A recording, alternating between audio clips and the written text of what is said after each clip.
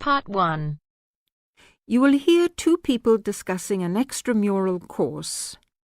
Fill in the information you hear on the application form below.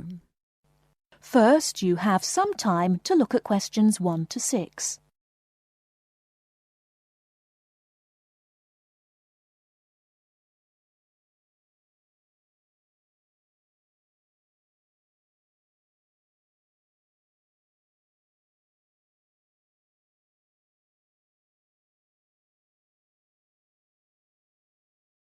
Now, here is the conversation.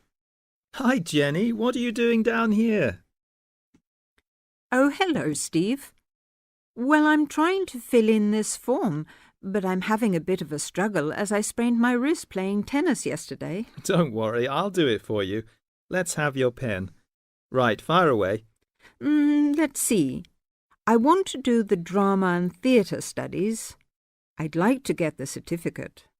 The course number is 60201. No, sorry, 202. It seems to be on Thursday at 7:30. Yes, well, we don't have to put all that down. Now, I suppose we can call you Miss? Don't be funny, and spell my name right. Well, if you'll have a name like Jenny McPherson, let's see, it's M-A-C. No, big M, small c, no A. Right, M-C-P-H-E-R-S-O-N.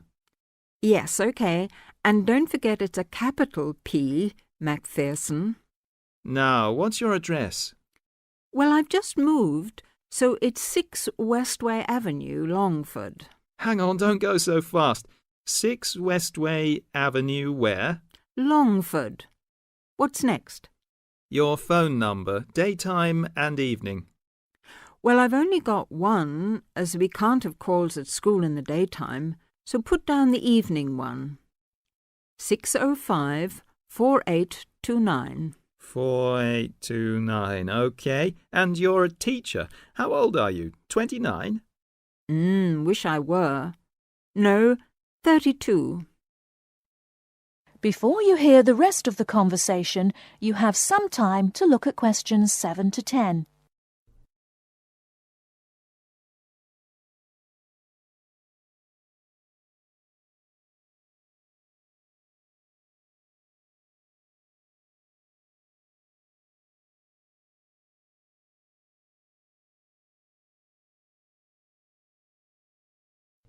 Now listen and answer questions 7 to 10. Do they want my date of birth? No, don't seem to. Just age. How about educational qualifications? Well, I've got a degree in English literature and a diploma in media studies. Media studies, right. Now, have you ever done any of these extramural courses before? No, don't think so. Although I did do something on psychodrama once. But no, it wasn't extramural, was it? That seems to be it, except for the fee. Yes, well, that's the same for all the central courses. I think £25. I suppose I have to include it with this form. Looks like it. Do you want me to write the cheque out for you? But you'll have to sign it.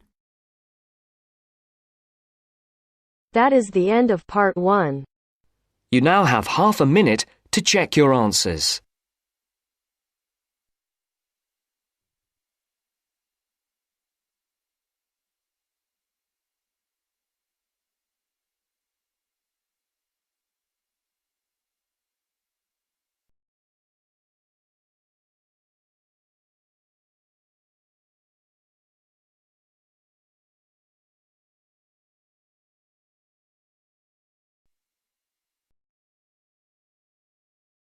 Now turns to Part 2.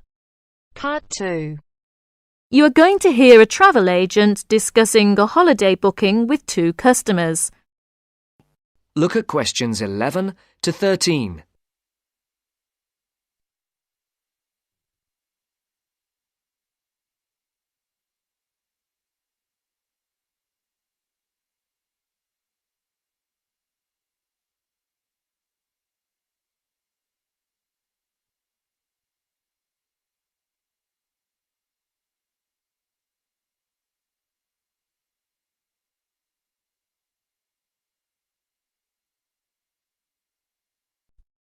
Good morning. Can I help you? Yes, good morning. We'd like to book a holiday for July, please. Certainly. Where did you have in mind? Oh, well, we haven't thought a lot about it, really. We'd just like to go somewhere hot, and it must be in July. I see. Well, let's get the dates cleared up first, then we can see about availability. What part of July were you thinking of? Oh, well, you see, we have slightly different holidays. I've got the whole month, except for the last 5 days. So I could go from the 1st to the 26th. But my friend here doesn't start until the 7th. So I suppose it will have to be the middle 2 weeks, really. Yes, but I've got to be back before the 23rd. Okay. Now, let's find a destination. Before the talk continues, look at questions 14 to 20.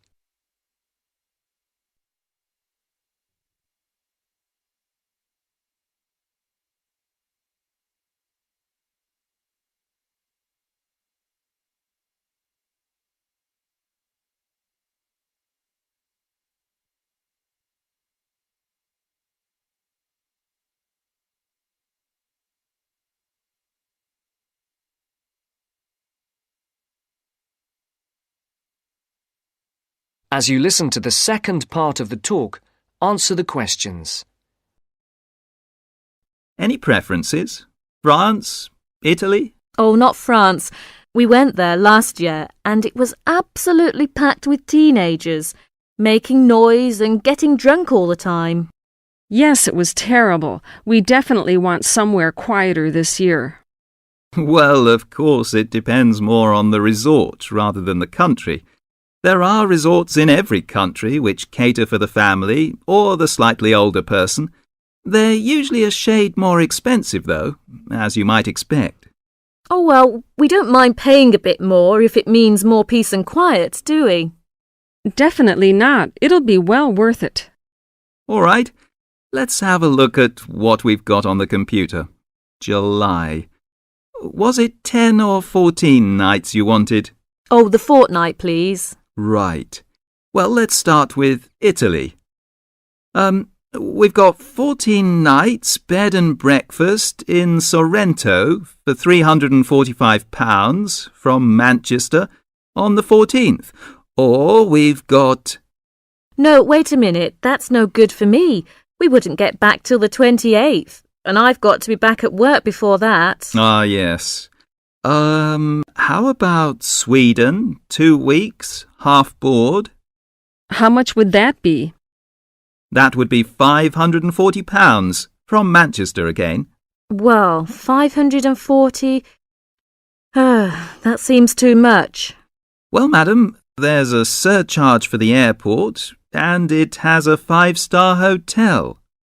Oh, well, it's a bit over our budget, really. All right, let's try somewhere else. How about Portugal? Oh, that sounds great. We've never been there before, have we? Let's see now. We've got 14 nights in Albufeira, half board, from Gatwick, for £385. Albufeira? Oh, wait a minute. Did you say the flight was from London? That's right, from Gatwick. Oh, well, we'd prefer a flight from the north somewhere. Manchester, perhaps, or even Glasgow. That is the end of part 2. You now have half a minute to check your answers.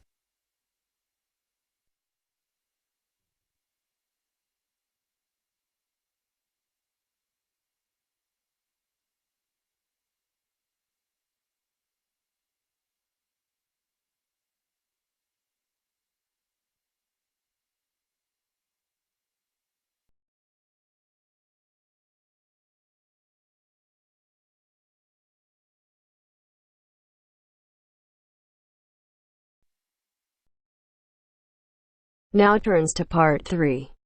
Part 3. You will hear 2 university students talking about a music course. First, look at questions 21 to 23.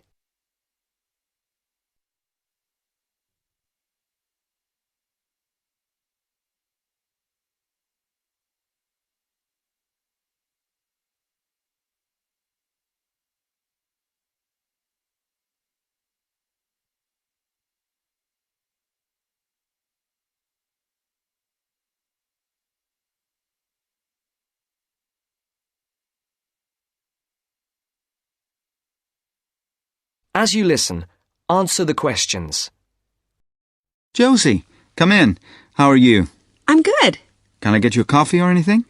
No, that's okay. I can't stay long, but you said you wanted to talk to me about that course I'm doing this semester. Music 103? That's right. Actually, I was a bit confused because I thought you were majoring in maths. That's right, I am. I'm doing 4 maths modules this year, but it's an optional course. You just choose it if you're interested.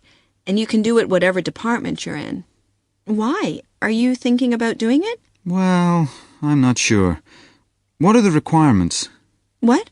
The course requirements. I mean, what do I need to know about music to be accepted on it? I do listen to a lot of music, everything from hip-hop and rap to classical. And I can sing, sort of.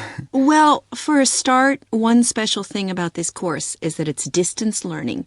You don't actually have to be at the university to do it, and you don't have lectures. So you've got to be able to work on your own without someone telling you what to do all the time. Oh? Oh. No, that should be okay, I reckon. I'm more worried about the actual musical stuff. Like, I don't know how to read music. That doesn't matter. They don't assume that. You'll learn as you go along. How's your maths? Not too bad. Right. Some of it's quite mathematical, so you really need to be strong there. But you play the violin, don't you? I don't play anything. You don't need to. What about computer skills? You're okay there? Yes, reasonably. Does that matter? Yes, I'd say they're essential. Like I said, it's all distance learning, so it's computer-based. Before the conversation continues, look at questions 24 to 30.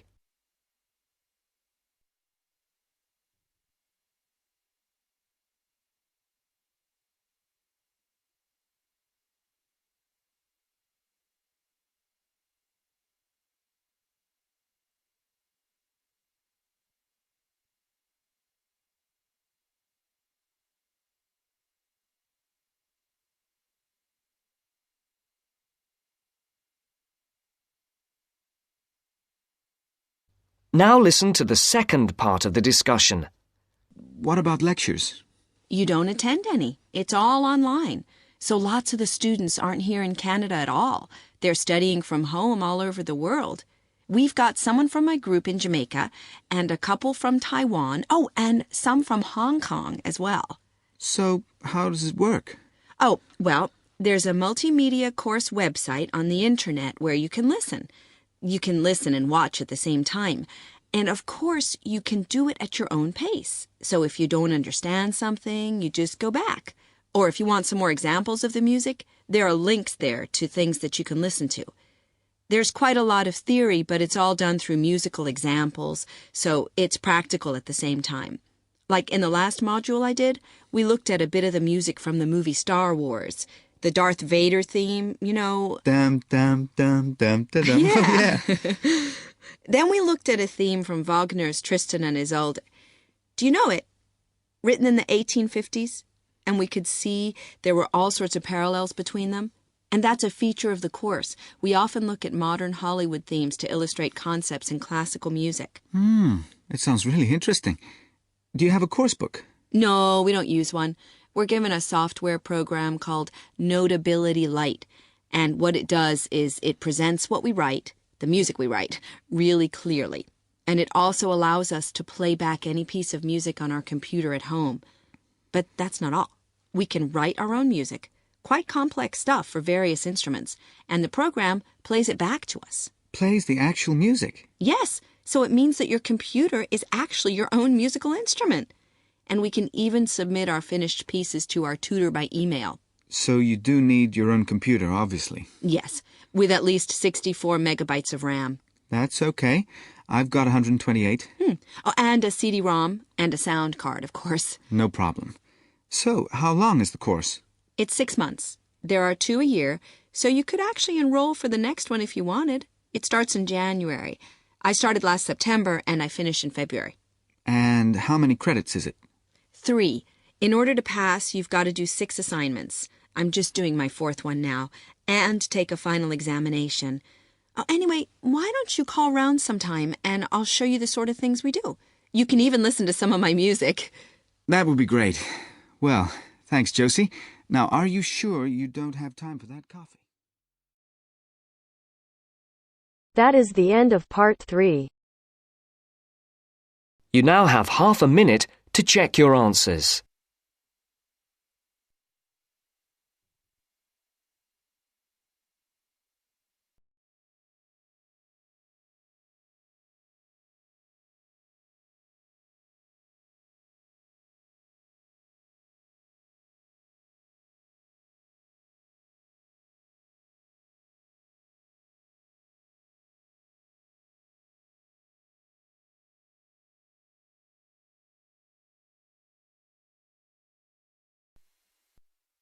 Now turns to part 4.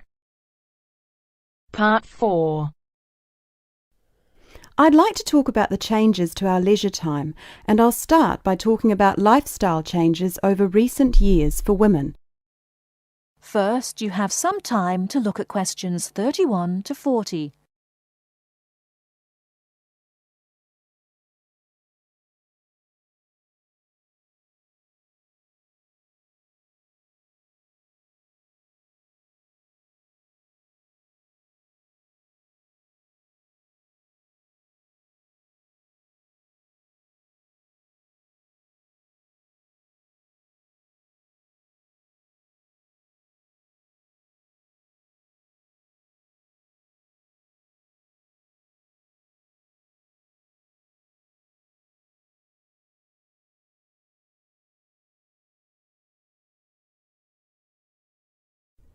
Now, listen carefully and answer questions 31 to 40. I'd like to talk about the changes to our leisure time, and I'll start by talking about lifestyle changes over recent years for women. As we all know, the wife and mother of the family has traditionally been responsible for organising and completing household tasks for the family. However, particularly over the last decade or so, we have seen a greater number of women continuing to work after marriage and returning to work after having children. This has significantly reduced the amount of time available for household chores. The result is that nowadays the majority of people own and regularly use products such as dishwashers or microwaves. The modern family often considers hours spent on cleaning and cooking as a waste of valuable time, and generally we are all interested in finding ways of reducing the number of hours we need to devote to such tasks.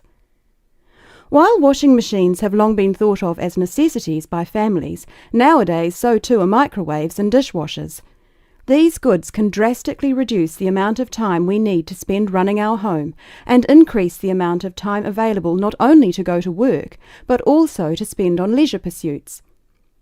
As society develops and we become richer, we put more value on our leisure time and our possessions. The richer a society, the more demanding it becomes. People are no longer happy to work long hours for little return. Expensive holidays, expensive clothes and cars all become more important the more materialistic the society in which we live. Acquiring things and joining the race of acquisition means that modern society spends a lot of time and money purchasing unnecessary goods. Although expensive and persuasive marketing techniques are partly responsible, the demand for such goods often comes from young professionals, those with the money to endlessly upgrade things simply because a better model is made available. Our obsession with the newest and best products available, while good for the economy, can also have a negative impact on the environment. It is not appropriate to overproduce appliances and overuse electricity to keep these unnecessary appliances operating in our homes. We often forget about the damage we have done to and continue to do to the environment.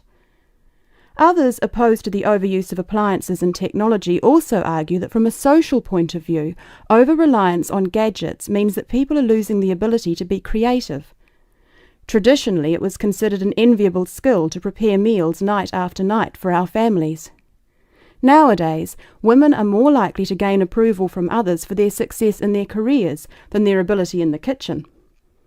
Along with microwaves have come ready-cooked meals, pre-washed vegetables, and our reliance on takeaway food when we are too busy to cook it ourselves.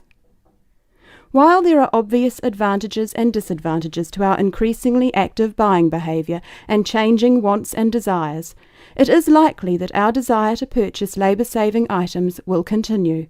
So it is therefore inevitable that production of such goods will increase. We can only hope to educate ourselves and our children to buy goods we need, not just goods that are available, and we must also consider their environmental impact. In short, moderation is the most important word for the future. I thank you very much for coming today and listening. That is the end of part 4.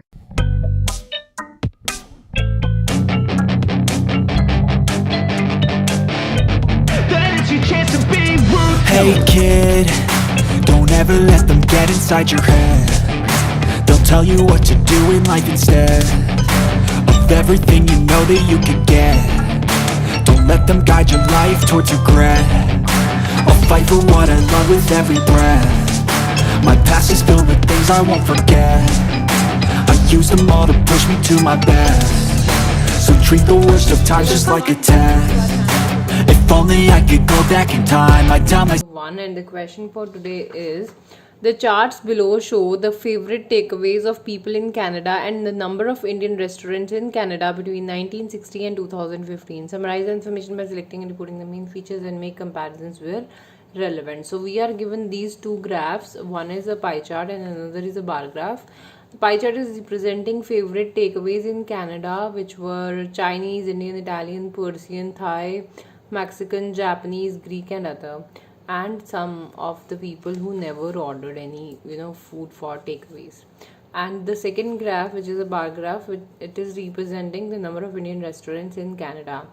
So we can see from 1960 to 2007, the number of Indian restaurants increased exorbitantly, and from 2007 it remains stagnant or similar, right? It doesn't increased. 2007 these were 9,000 approximately, and it remained 9,000 till 2015. So let's see how we can write this now. So the rendered pie and table graphs represent pie and bar graphs depict the most popular takeout food items and number of Indian restaurants in Canada from 1960 to 2015. So these are given takeaway food items, and these are representing, depict means representing, takeout means takeaway food items, and number of Indian restaurants in Canada from 1960 to 2015. Overall, it is discernible from the graph that Chinese food was greatly chosen for takeaways, and the number of Indian restaurants increased exorbitantly with the passage of time. So overall, what we can notice from this pie chart that Chinese food, which is not represented by color, this is colorless, so black, we can see this is Chinese food, was highly taken away by the Canadians, and the number of restaurants increased with the passage of time. Explicitly, Chinese food was the most popular, with 34% of people preferring it. So Chinese was most favorite of the Canadians, 34% prefer it for takeaways, and nearly a quarter favoring Indian food. So nearly a quarter, so this is 26%, that's nearly a quarter, so they preferred Indian food for the takeaways. The demand for Italian, Persian and those who never ordered was nearly identical, 10%, 9% and 11% of Canadians respectively. So the demand for Italian, Persian and never ordered was 9, 10, 9 and 11% respectively. So these were almost similar. 3% to 4% of population took Thai food and other food items to the home. So they took other foods home with them. 3% Thai and 4% other. So Thai is represented by 3% here. The blue one is representing Thai, and the other is this pink one is representing others. So 4% we can see. Okay.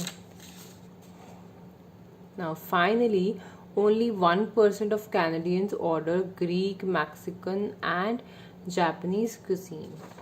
So we can see here for all these three, Mexican, Japanese and Greek, 1% of the Canadian preferred these foods or these cuisines.